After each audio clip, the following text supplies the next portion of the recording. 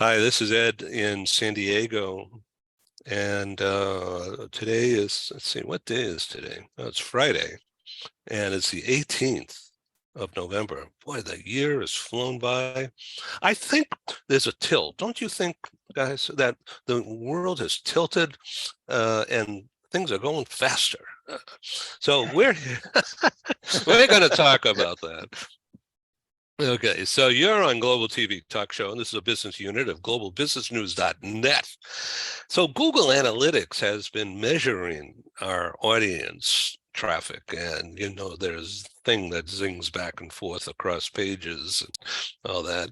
So they've measured since 2015, January, 530,000 what they call audience visits, page views on our main site, globalbusinessnews.net.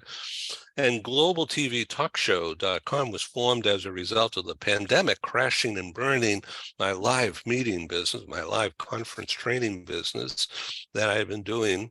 Actually, the first one was in 1984, but the real business got underway in 97 with our international meeting in London.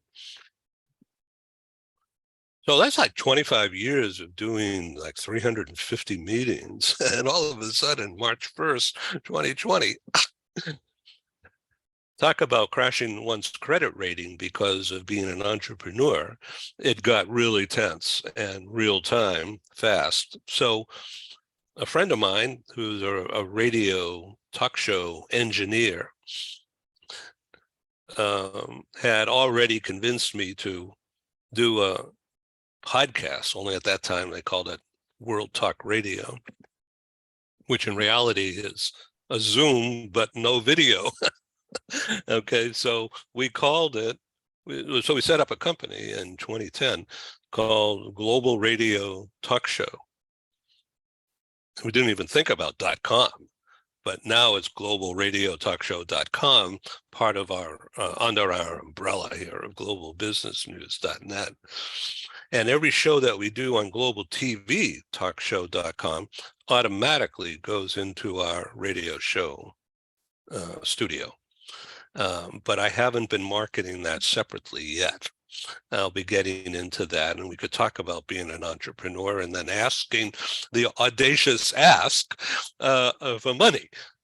Would you pay for listening to Tory Wiwchar and Dr. Andrew Woods? Of course they would, because, let's introduce Dr. Andrew Woods in Vancouver.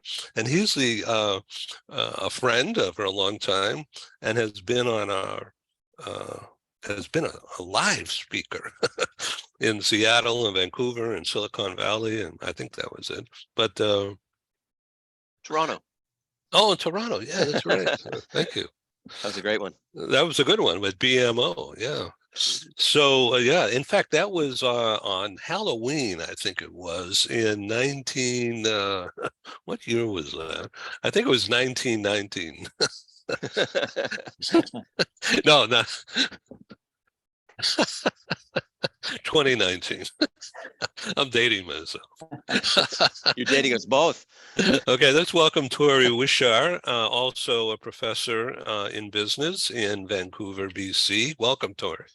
Yeah, thank you so much, Ed. It's great to be here with the two of you. Yeah, thank you for being on radio, globalradiotalkshow.com, also globaltvtalkshow.com. And you know what? I've started to do more on Instagram and Facebook group, and we're already on the YouTube channel. So and I'm getting these hits and inquiries from around the world. And I said, oh no, what did I do? Now I have to respond to these people eventually. So the thing is to have vivacious people. They don't have to be good looking, but you have to be vivacious in order to be a success on this show. And you guys have got it all. So I think we're going to have a good 20, 25 minute dialogue here. Dr. Andrew Woods, thank you again for including me in at your asking me to participate in that book. Audacious Ask. So what's so audacious about that for people who are extroverts? Or is it audacious for introverts? Shall I handle that one? First. Okay. So yeah, I mean, this actually came out of a few different concepts. Tory and I were having a conversation about students. If I recall, this was several months ago, over a year ago, actually, at this point, and how people tend not to ask for things, very simple things. And we realized that our sort of love or interest of entrepreneurship, we wanted to find out what made entrepreneurs different, per se, from the average 9 to 5 or student. What made them different? And we kind of came to the conclusion loosely, until we dove into it more deeply, that they're more confident to ask for things that maybe take them to the next level. And that led to the idea of the Audacious Ask, and then reaching out to multiple people. Some of them were Shark Tank contestants, Dragon's Den contestants here in Canada, and various other entrepreneurs in different levels, including yourself, and asking them, where along the lines, trying to ascertain what makes them different, and then trying to really get to the bottom of, did they make sort of audacious asks along the way to get to where they got to? And it was really a fun process, and I'll pass it over to Tory to perhaps add his thoughts. Tory, what's your definition of the word audacious? Yeah, it's great. When you put a word like this in the title, you really have to kind of understand it. It's similar to bravery. It's being bold and willing to go into the unknown, I think. And this is what Andrew's saying, is we kind of came to the conclusion that even on the smallest of scales, on the smallest of steps, a lot of people, perhaps because of the pandemic, or perhaps because of different generational sort of values, this courage to go out of your comfort zone just seemed to be lacking in a lot of what we were seeing. So, Tory, tell us about your day job as a professor of business. What are you teaching? Like later today? Yeah, absolutely. So I teach international business management, and the current course that I'm teaching is business communication, actually. So funny enough, what we had our students do this month is the Audacious Ask. We had them reach out to people that perhaps they didn't know outside of their network, asking them for to go for a coffee, asking them for a little bit of wisdom. And for many of them, it was very challenging. It was quite difficult. Many of the students are from another country, and so they don't have an established network. And through that course, what I'm trying to do is encourage people to have confidence and just understand that the business world is it's a busy world. People might say no for a million different reasons, but that's not a reason not to ask for something. For a little bit of knowledge is usually the direction we're going in, as opposed to. So is it that people don't feel as if they're entitled, or they don't want to appear to be pushy, or they have this mental block called the imposter syndrome? Yeah, I would say that it's partially that, and it's also a part of habit. It's you can form the daily practice of not doing things, not taking action, not going for things. And I'm sure Andrew can attest to this even more, because he's dealing with asks in multiple directions kind of on a constant basis. Is that right, Andrew? Yeah, certainly. I mean, one of the things that comes to mind is I've been pushing, since we came up with this concept, I've been pushing my students. I teach at a local Vancouver school, BCIT, British Columbia Institute of Technology, and at a European school as well. And I push them to ask questions and reach out to people, rather like what you're saying, Tory. And I had it backfire actually recently, which I loved. One of the students came up to me and said, I'm thinking of starting my own business. Would you invest in buying me a car? And he actually And I thought that was That's audacious. that was extremely audacious. Yeah, I actually had a lot of admiration for that, because I think that took an incredible amount of chutzpah to ask me for that. And he even had a spreadsheet with all the details of when the payments would be made. And I went away and I actually thought about it for a while, because you know, that's what I'm asking them to do. But I think the university ultimately, or the college, would have frowned down upon that kind of stuff, and it would have opened the floodgates for a lot of purchases. So do you think now, in retrospect, do you think that he was just playing you? He kept a straight face, I assume. No, he was serious, but it you know, I think it made me feel good, because it sort of reinforced the idea that what I was telling them to do, they were listening and they were taking it on board. Now, hopefully this individual will go out and ask for informational interview, or a promotion, or you know, these small steps that a lot of us don't do. So yeah. So well, did he? Let me ask you a question, because I'm already thinking of my own background when I've done similar things. When I was younger and had much less gray hair that you could see today. So, and that's come from being an entrepreneur. I have to tell you. So, would you? I'm on my way as well. So that's from the hyperactivity up there, right? And so, so let me ask you: did you recommend, or did he ask you a follow-up question during that interchange? Okay, so you're going to say no. Can you at least give me some introductions to people who you know who may have some interest in that kind of a thing? Did he do that? No, and this is again what I encourage, is not just to try once, and if it doesn't work, fall on your sword. I think you were alluding to that earlier, Tory, is that to just keep going. And you know, if 1,000 people tell you no, I mean, I'm reminded of was it Honda, you know, the car guy that went around to like hundreds of banks, or Colonel Sanders from KFC, you know, whatever, the magical spices, or whatever it's called, herbs and spices. He went around to hundreds of people in his old age looking to get financing, and was rejected. So rejection is something you just build on. And if you're a true entrepreneur, you can get kicked in the teeth multiple times and just get up and go get them, you know. So, you know, I'm experiencing that kind of a situation here at my old age. And, you know, so there's this one guy who I've known for many years, and he has been an advertiser in another company setup. He's in a new company, a newer company now, different role, different ownership. But he's a senior guy. I won't name names because he may watch this thing someday. And so I've been asking him, hey, you're going to renew your ads? Because he was an advertiser in the early days when I launched this, and then hasn't yet renewed.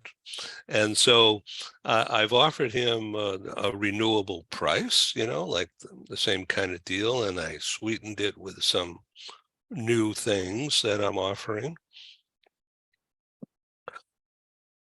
So my new offerings, just as an aside here, being a marketer,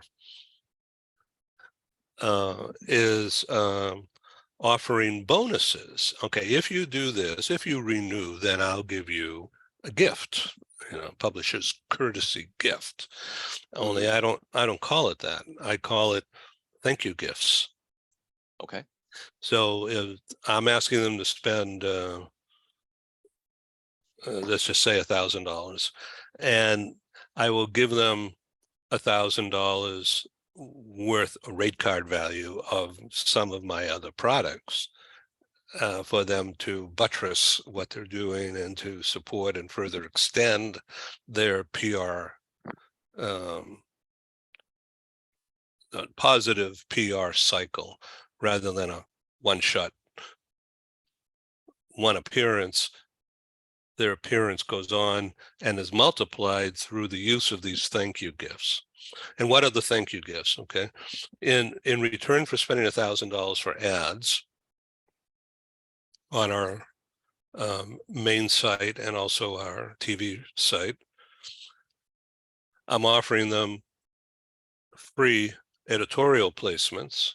They could send me once a month company news item or a blog or even a video clip, and I'll publish it in the news section once a month for the duration of their ad space contract. And number two thank you gift is to put their logo not just on the two main sites, globalbusinessnews.net and also globaltvtalkshow.com, but also on 2 or 3 subsidiary sites that people go to sometimes. And what are those? One is the Global Press Club, which is a training center that I'm developing on a subscription basis. And the other site is the radio show site, globalradiotalkshow.com has its own site and its own ad placements. And then there's a third site that I'm developing very quietly until I'm more comfortable about showing off. Although I've dipped my toes in that water a little bit just earlier today, because I was up at 5 also. I overheard your comments earlier. And so, you do crazy things with the first cup of coffee, especially at 5 a.m. So then you say, why did I do that? But anyway, I did it. And so that is called IQ. Okay. And that's the nickname, IQ News, which is actually a subsidiary site of globalbusinessnews.net/IQ News. So the whole idea is to put some of the TV shows on there, but mainly they go on globaltvtalkshow.com and then out to the YouTube and Facebook and Instagram and LinkedIn. So the IQ News, I've been basically editing everything else out when I feel comfortable enough to do that, and putting in statistical charts and graphs, really data-driven info and news. And I've been fortunate to have agreements with publishers of graphics, beautiful graphics that display tons of information, which anybody except a Wikipedia reader would love to read all this crap, but I don't. I'm sure there's other people, but I love looking at multicolor pictures in graphic form, infographics. Okay, so audience out there, if you're interested, let me know, or just go to IQ News, and here's the address. It's globalbusinessnews.net/IQ News, no spaces. And you'll see all these just beautiful graphs. So I played around with some of those this morning and have sent out a blast to about 100,000. And this is a test. See if anybody comes back to me. So I was thinking about, how do people who get kicked in the teeth, in other words, turned down, from audaciously asking for money or doing something when I would be an unknown factor, or they look at my name or look at my hair or look at my beard and then they say, leave me alone, and yet others might get a blessing right in front of my eyes on another occasion. Okay, so the life of an entrepreneur, it doesn't matter whether you have perfected the audacious ask, you're still going to get kicked. You're still going to get rejected. And I've become a man of steel. Because you can say no all the time, I don't care. It's one step closer to the yes, once I figure out your soft spot, and then I'll get you. So are you teaching people how to do that, Dr. Woods? Oh, of course. I mean, it's difficult in a classroom setting. I mean, we try and make it and I think Tory can get in this in a second, because I know you're doing a lot of this.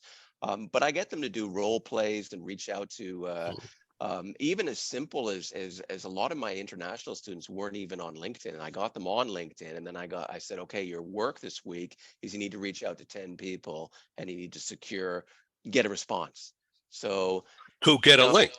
To get a link, but also Right. to engage in a conversation with people that could be future employers. So, you know, in my entrepreneurship classes, we have people that are 100%, I'm an entrepreneur. There's no way I'm being 9 to 5. We have some people that are just testing the water. So they're also interested in maybe full-time employment. I say get as many contacts, useful, worthwhile contacts as possible. So that's one exercise. And they experience a little bit of rejection, and you got to keep pumping them up, because if they get rejected, and that's what shuts them down. So generally the ones that have a high level of confidence, self-esteem, they have no problem. They get rejected and they bounce back and they keep going. Certain people get 1 or 2 rejections and then that's it, they give up. And that's where the encouragement and the stories of, I've been kicked in the teeth multiple times too. I mean, in other programs, I've told you of certain companies I've started over in Asia, where things didn't work the way I thought they were going to work.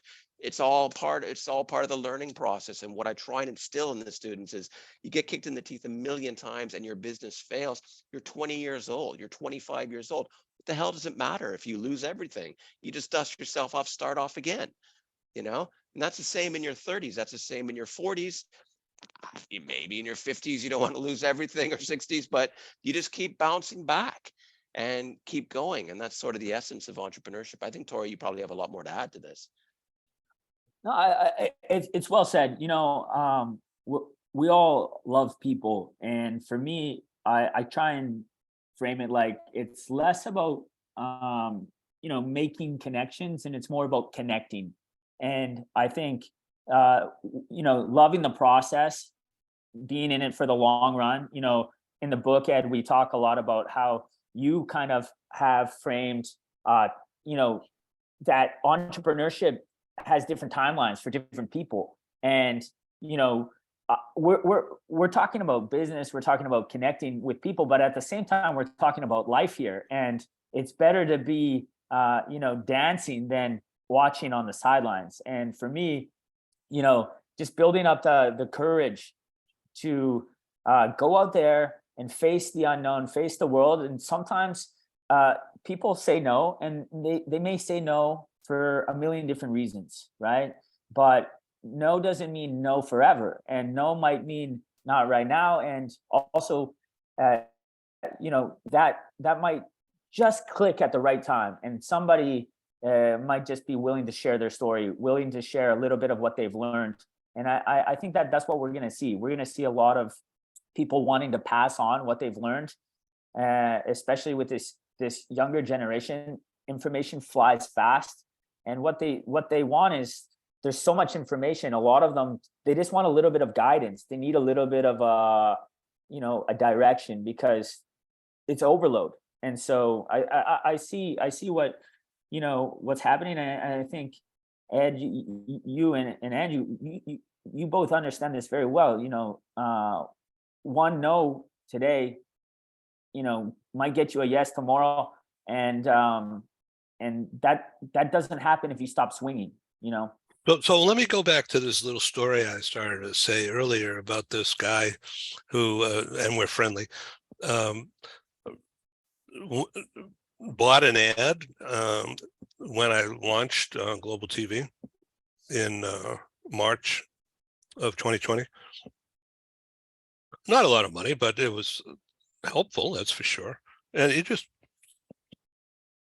gave me a card, and in advance. And so now I'm going back and asking him to re-up, and he keeps putting me off, and not really a hard no, but just something come up or this or that, a delay. And at first I said, this is a head scratcher, what's going on here?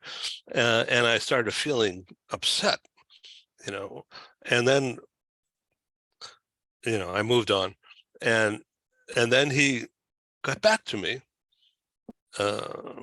and he says, I'm really sorry, I've been really busy and blah, blah, blah. And let's do this on Wednesday at 4 o'clock New York time. Yeah, okay, good.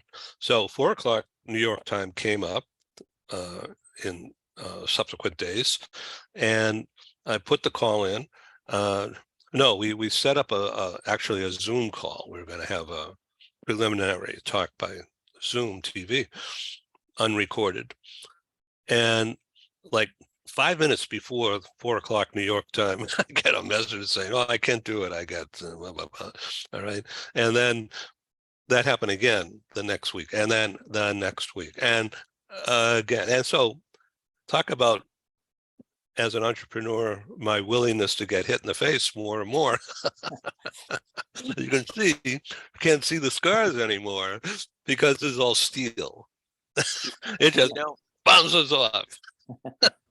Ed, there's 2 points that come to mind here. One is I've been involved in sales over the years and selling my own products or other people's.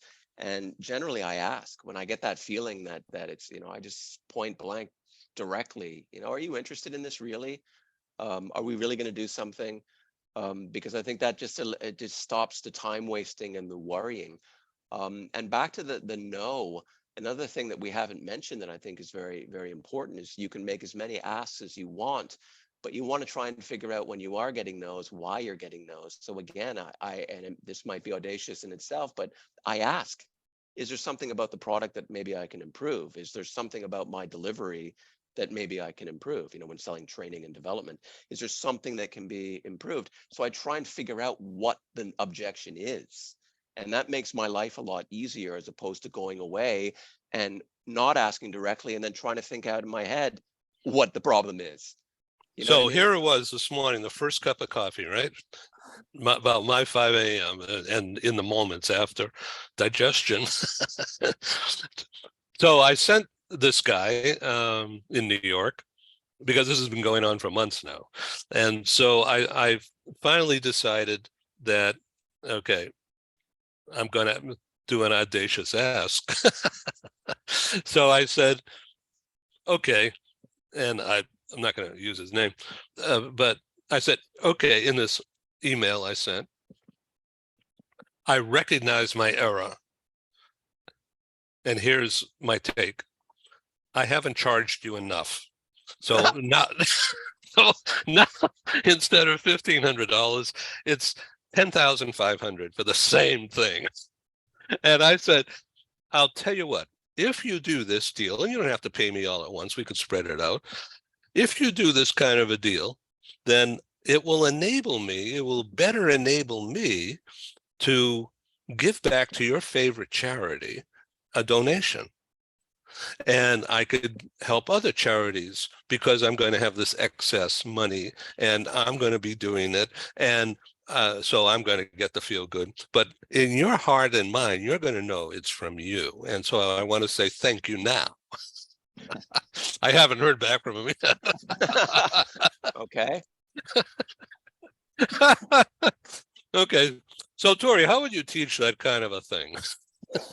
I love it, Ed.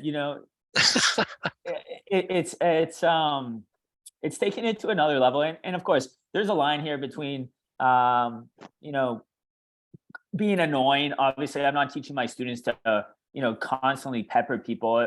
Sometimes no is no, but at the same time too, you're trying to bring this person value. You're trying to not only benefit yourself, you're also trying to benefit that person.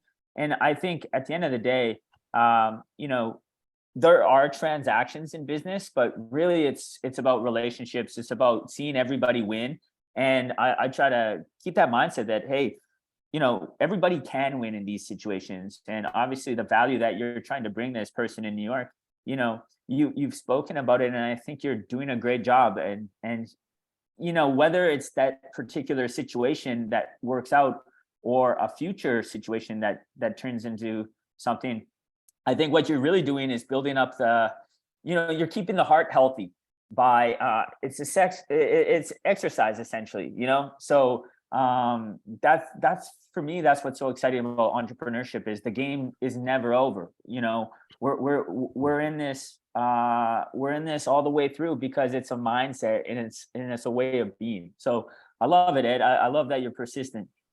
So in 2006, I produced a live conference in Panama. And I was invited to do that by a local business owner who I had met at an international meeting somewhere along the previous year or two. And so I decided to do, okay, a global business news conference in Panama for the first time. I'd never been there before. And the local guy was going to be a local partner, and he helped me organize it. And I did all the work promoting it and running it, moderating it. It was in English. And we wound up having like 200 people come to this thing.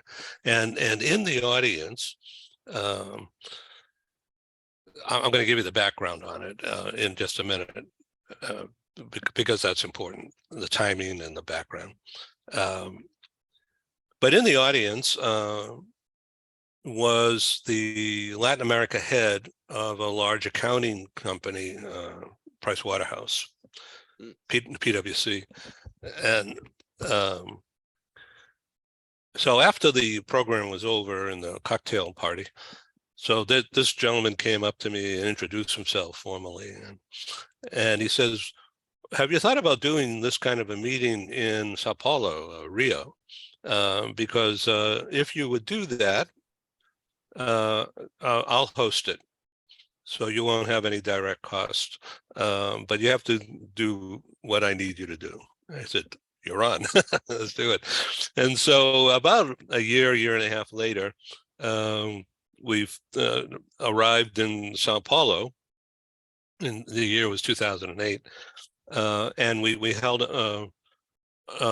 our first meeting, and we held it just before Carnival in Sao Paulo. Okay, and so it was really a festive time, and it was their summer. You know, it was like 90 degrees or so, and it was just a fabulous event. And that led to a string of meetings with PwC hosting in Rio and Sao Paulo across 4 or 5 years. We also published, we were publishing a print magazine called Global HR News at that time, which has since been merged into globalbusinessnews.net. So we put the partner and his deputy, which was up and coming female leader of PwC, and she was on a front cover. And then we also put one of their big clients on a subsequent edition on the front cover. And that guy was Latin America head of human resources for General Electric in Latin America. So, I mean, it was bang, bang, bang, super powerful stuff going on. And it drove my enterprise forward. But it all came from this Panama event. And so it was held in February in 2006. And in Panama, of course, it was warm. Okay. But in the Northeast, where a lot of the people came from, they had a blizzard on the day of our event. But the people were already in the hotel, you know, in Panama. But nobody could get a flight back because the airports were closed for several days. So we all just hung out. But rather than have meetings, we went to this bar and then that bar and then that bar. God, it was fabulous. And to this day, when we ever talk again, we always reminisce. So you just don't know what will come of things if you don't be audacious and try to put things together. And so, long story made short, right after that February date in the spring was a country vote in Panama of the citizenry to fund and experience the widening, what came to be the widening and the rebuilding of the Panama Canal to handle the big ships of today. This is before All right. And so we had in the audience some officials of the engineering company and of the government of Panama, and they were on the panels to speak about economic development and what it would mean for Panama and the whole region.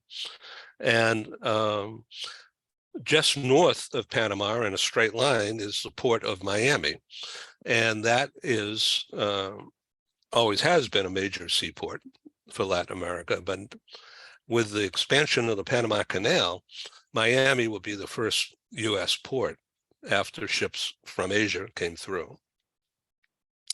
And so Port of Miami had a leader come and speak at our Panama meeting also. And, just as you can see, you throw a pebble in a pond and the ripples keep going and going and going. And that's exactly what an entrepreneur has to figure out as a possibility of what one thing done over here could possibly lead to these other things. But it takes the understanding of that and making it happen back here, because it may work out that things down there will happen too, but you don't know. But at least you have a pathway or a vision without, now this is way before the metaverse, in fancy glasses, and you can see the future. It's just what comes from getting other people who like what you're doing and supportive of what you're doing to assist, and then making it, you as an entrepreneur, making that part of the package of thank you gifts because of one thing that they do. And so I'm using the same approach with this mysterious advertising buyer in New York who keeps putting me off. And so I've started, rather than get pissed off, I've started to have some fun with this now. Yeah, why not? So that's a long story. This is your show, not mine. Tory. No, I love it, Ed. I think Andrew would agree. You both have done a lot of different things, and there's the learning that comes from doing is tremendous, and that's how we evolve. You can give me a book on how to get bigger muscles, but unless I actually go work out, I'm not going to get bigger muscles. And so you guys know very well with your experiences. You're both global citizens, and Andrew, I'd love to hear a little bit more about how you think your path has taken you to these moments, because of course we all have ups and downs, but you've also had some glorious moments that have serendipitously appeared. I appreciate that. There's two things that come to mind, and I was just thinking about one right as we were speaking. And I was sitting in an MBA class. I was doing an MBA in the UK in 2007, and it's not so much of an audacious ask, but more of an audacious gesture. My class was divided, so it was literally, I was doing this in Cardiff in the UK. The whole front of the amphitheater was local people. One side were students from India, one side were students from China. At the time, this was one of the largest MBA programs in the UK. I had been to China once prior to that on a trade mission, but I was fascinated because in The Economist, which now has its own China section, there used to be an article, a one-off under the Asia section, talking about this phenomenal growth that at the time was happening, and significantly slowed, as we know, but as at the time was booming. And one day I thought, I'm on an international MBA program. Screw this. I'm going to sit right in between. So I went and sat in the group of Chinese students, which shocked them. Which the people in the front, the Welsh people, were like, well, what's this guy doing? All of a sudden he's sitting in with the Chinese students. And that one act or gesture led to relationships, which led to me going to China, which led to me setting up businesses there, which led to me marrying my second wife and being, having a living on a little alley in Shanghai and living with Chinese parents. Like just that one act, that's another thing I tell the students. I'll tell one more story very quickly, which I tell in the book. And that's when I left Vancouver in the 90s, I went to Dublin.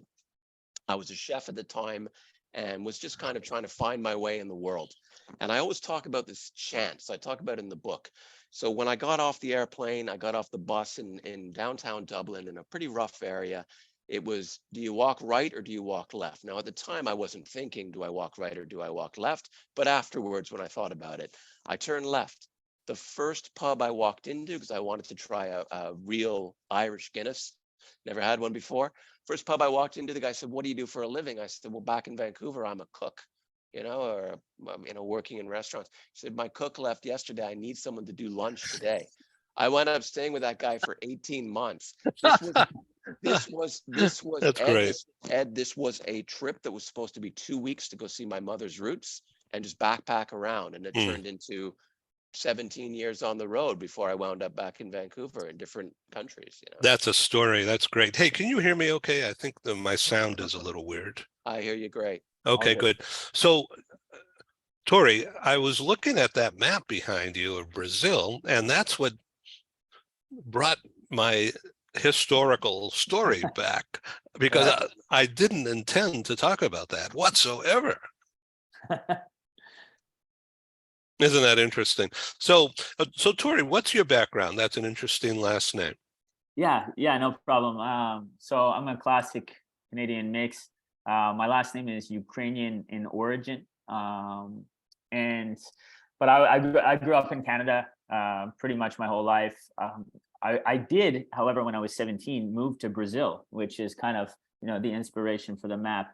So I moved to Brazil when I was 17, and then I kind of globetrotted for a while, coming back and forth. So it's interesting because according to Ancestry, 23andMe, my background includes going way back in that area of Eastern Europe, Ukraine, Moldova, wherever, but also Italian and Greek mixture. So, and who knows why or what, but I didn't know anything. So when you think of what's going on in Ukraine now, what's your take on that? Yeah, I know all three of us have a pretty deep interest in geopolitics and what's going on in the world. Obviously, it's a difficult, complex situation. I was following the G20 pretty closely in Indonesia, trying to get a gauge for how the world is reacting. And of course, the missiles hit Poland not too just a couple of days ago. I feel like it's a very difficult situation. Obviously, Russia has its perspective and the West has its perspective, and unfortunately people are dying. So I just hope that this can come to a peaceful closure fairly soon. It seems fairly complex, and part of you asking me about my background is pretty cool, because when we really do think about our ancestors and the trials and tribulations that they've likely gone through,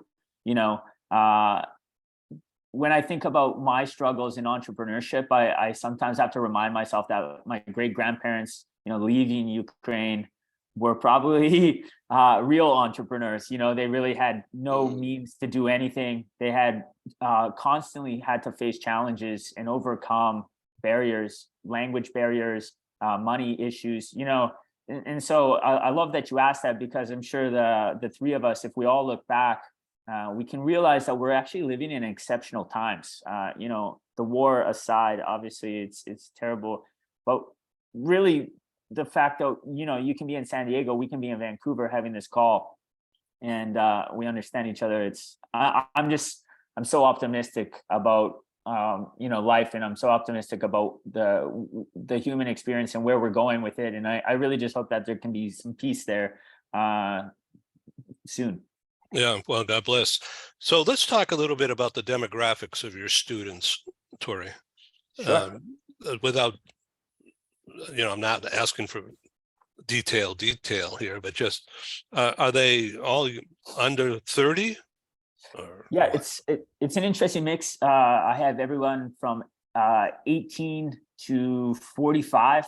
So I have a range of professions and backgrounds, some fresh out of high school, some were doctors in their countries before, or lawyers.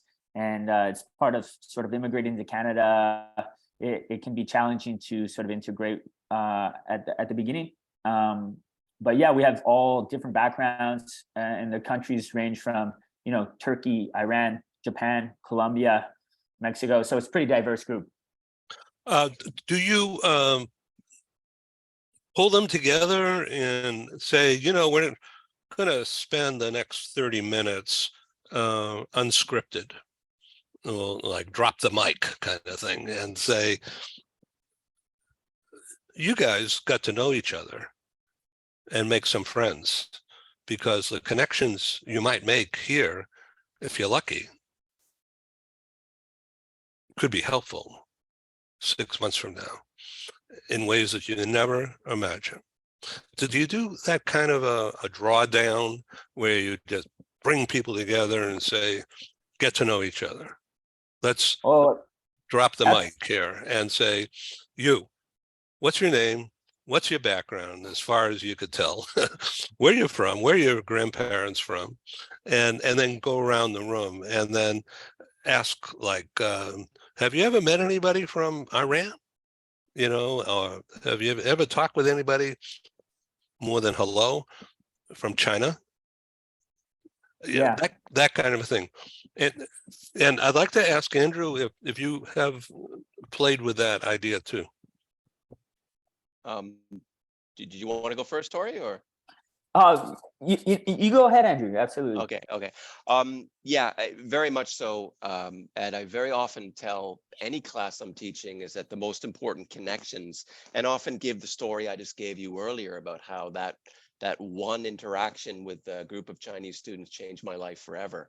And I use that story, but I do a lot of group work, and I mix the group. I mean, it's kind of old practice, but I mix the groups up. So if I see that there's a group of students from a particular background that are together and they're friends, I pull them out of that group and I put them into other groups just for their experience, just so that they can learn different things. And we talk a little bit about, I mean, my course on entrepreneurship, both of them, the introductory course and the developing and growing your business course, they're only 12 weeks in duration, the 3 hours a week of actual class time.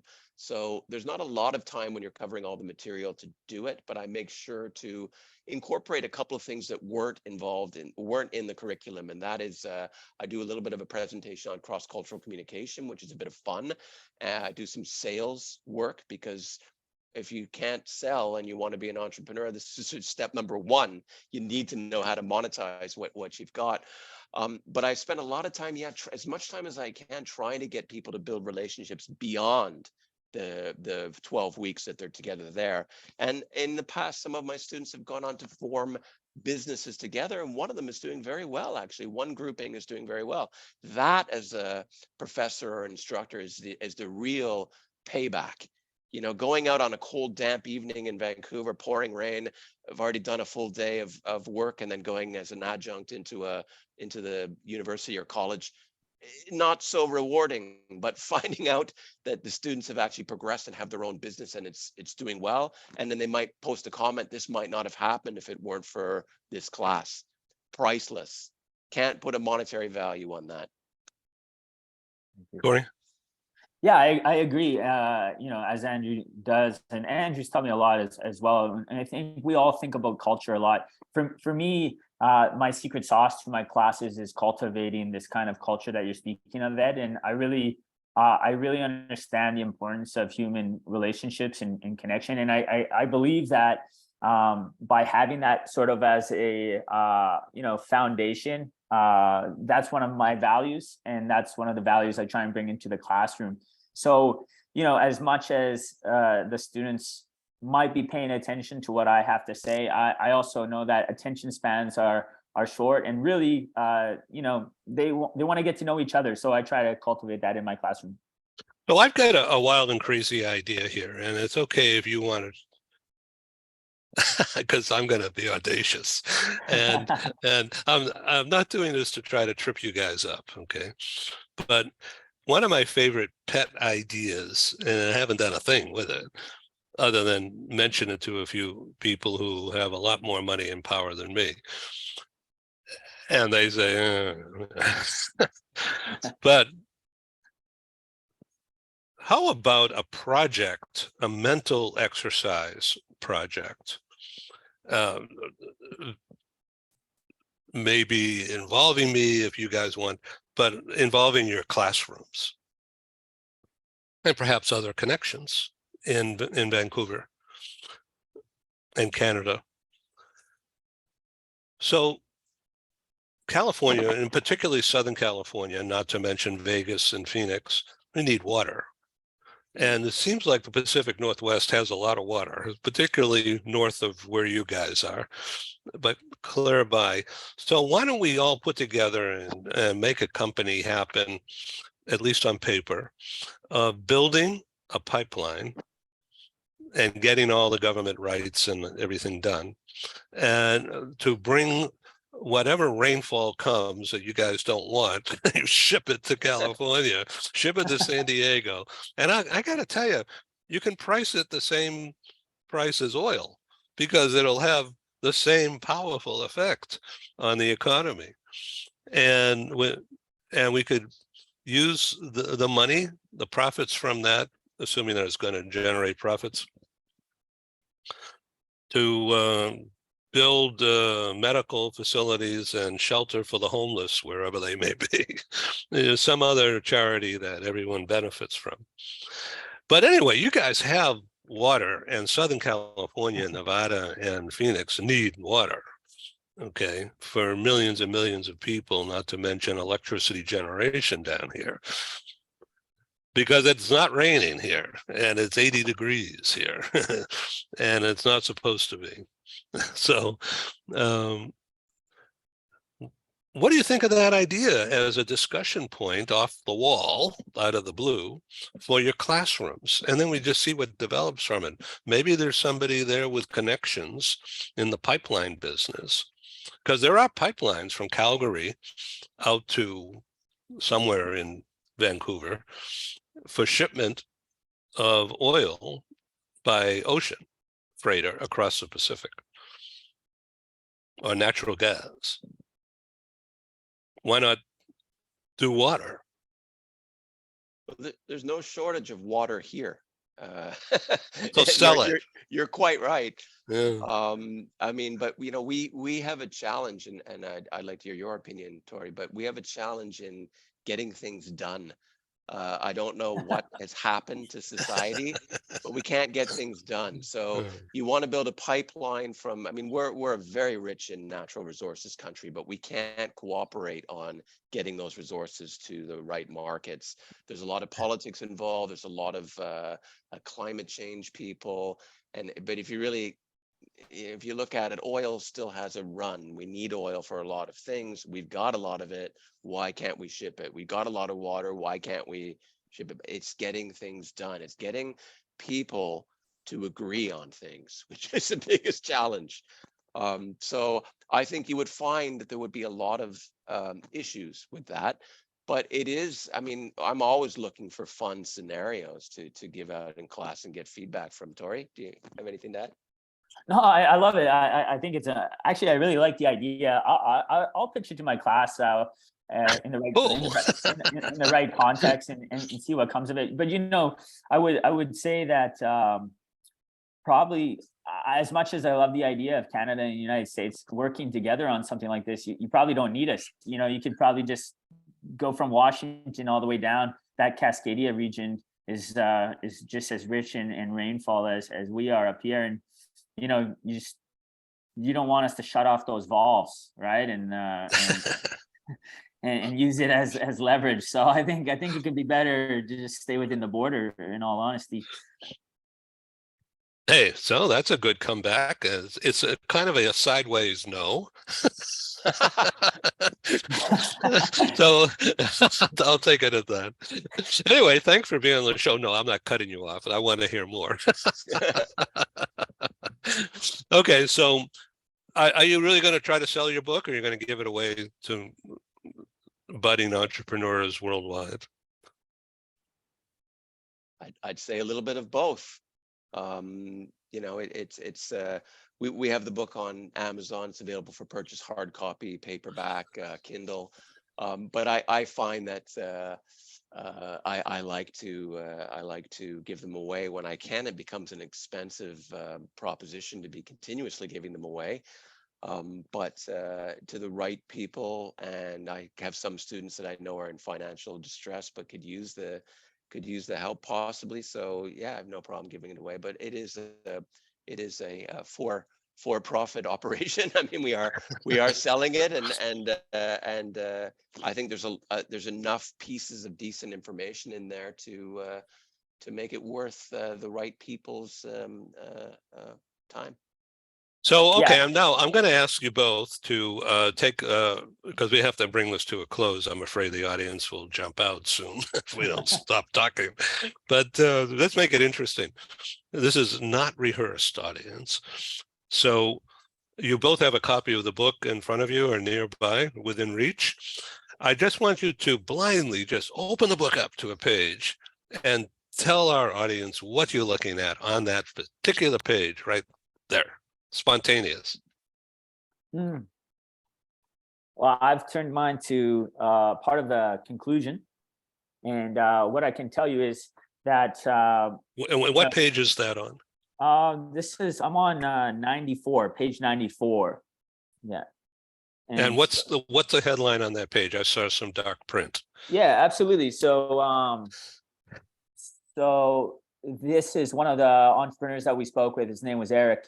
And sort of the lesson that we got from Eric, you know, each entrepreneur kind of gave us a core lesson that we wanted to pass on to anybody who read this.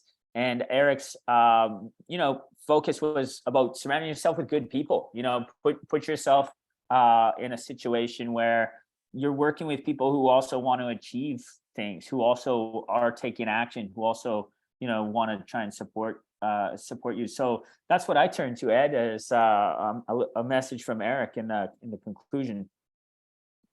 Thank you, Andrew. I've actually opened it on the page. I initially opened it on one page, but I've flipped to your part.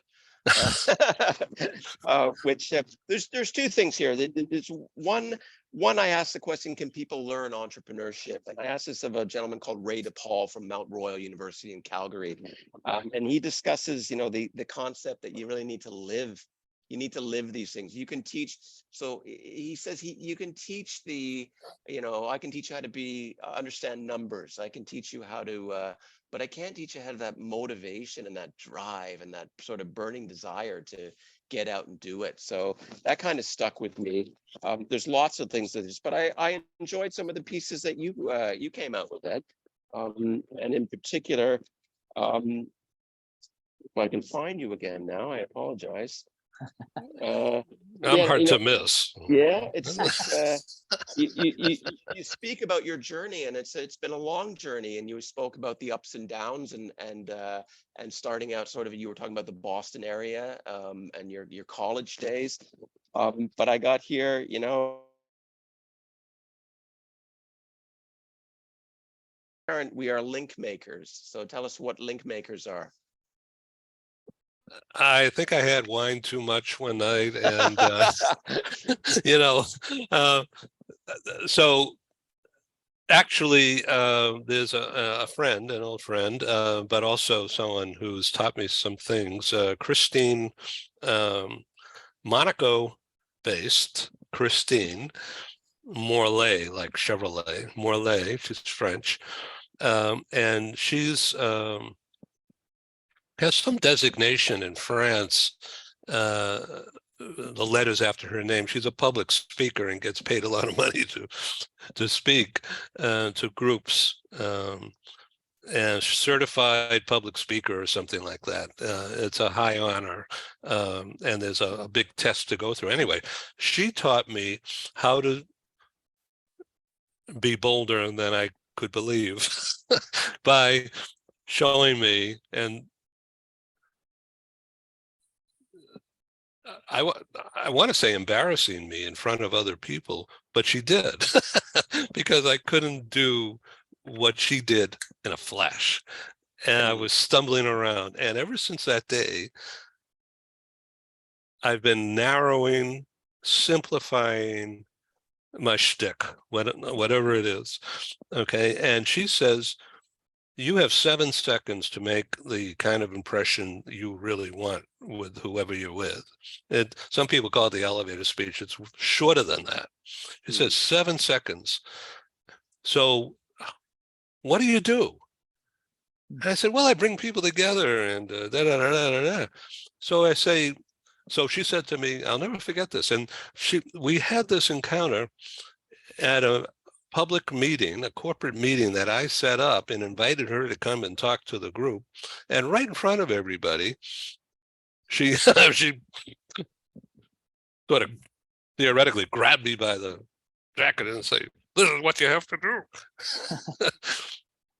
She says, you have 7 seconds to identify what you want and how to influence people to listen to you another time, because otherwise they'll just move on if they're not interested, right?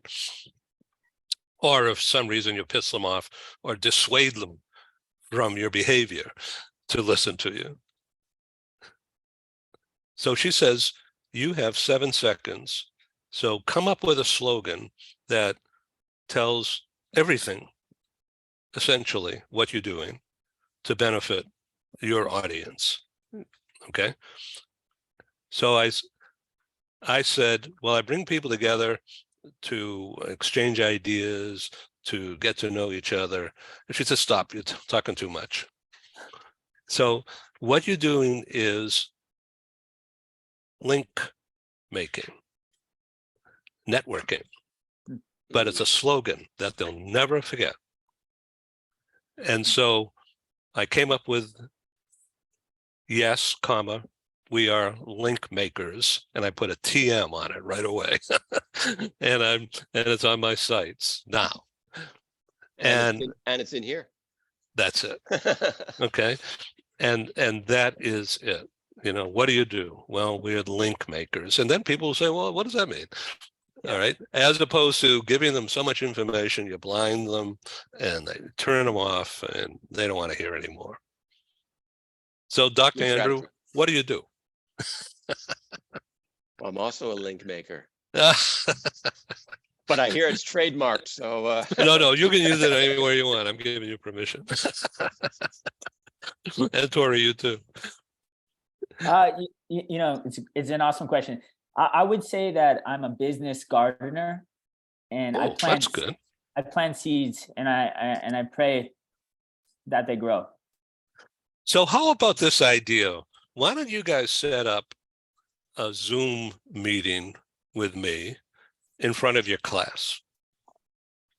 Love it. As part of a session on something, okay?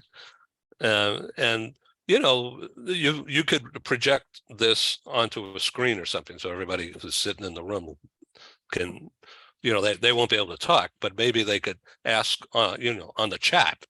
On their own device, you know, they could use the chat and ask a question and participate that way. But at least they'll watch and hear, and we can see each other. And I'm very happy to play that. Who knows? Maybe it'll catch on. Sounds great to me. Tory? Yeah, no, I would love to bring you in, Ed. Obviously, I've really enjoyed this, and thank you. You know, the next course I'm sort of teaching is business accounting, sort of principles of accounting. However, I think regardless of that, you know, I can bring you in. We can have a little bit of fun there. The students are going to learn a lot from you, and I can parlay that into something you know, related to what we're doing. So absolutely, I would love to do that. Let me know what's good for you. Okay. All right, this has been great. Thanks for being on Global TV Talk Show. Dr. Andrew Woods in Vancouver, British Columbia, and Tory Wiwchar, and the book, The Audacious Ask. One more time. Audacious means what? Go ahead, Andrew. Well, just asking something that's way out there, you know? I mean, yeah, that's what it means to me. Tory? Yeah, audacious for everybody is it's gonna be a different spectrum, right? For some people, that's contacting Jeff Bezos, and for some people, that's just taking one simple action. So for me, to be audacious means to be bold, to lean into the future, and to embrace whatever comes. That's great. Good. So I really appreciate your time and your involvement and having me in your book. I can't wait to read whatever you say I wrote or said. So Yeah, I've got it on tape. okay. All right. That's good. That's good. Okay. Thanks again for being on Global TV Talk Show. Take Thanks, care. Ed. Really appreciate Thanks, it. Ed. Thank you. Bye-bye. Bye-bye.